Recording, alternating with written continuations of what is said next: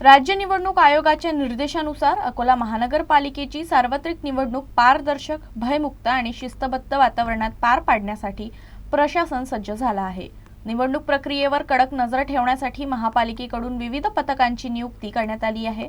याबाबतची माहिती निवडणूक अधिकारी तथा आयुक्त डॉक्टर सुनील लहाने यांनी दिली आहे। अकोला महानगरपालिकेच्या सार्वत्रिक निवडणुकीच्या अनुषंगाने आतापर्यंत ज्या ज्या घडामोडी झालेल्या आहेत आणि भविष्यामध्ये ज्या काही ऍक्टिव्हिटीज आपण करणं अपेक्षित आहे त्यासाठी माननीय निवडणूक आयोगाच्या आदेशानुसार आपण जे कारवाई करत आहोत, प्रत्येक वार्डामध्ये आपण निवड करत असताना काय हरकती आणल्या होत्या त्याच्यावरती अंतिम निर्णय होऊन प्रभाग न्याय मतदारांचे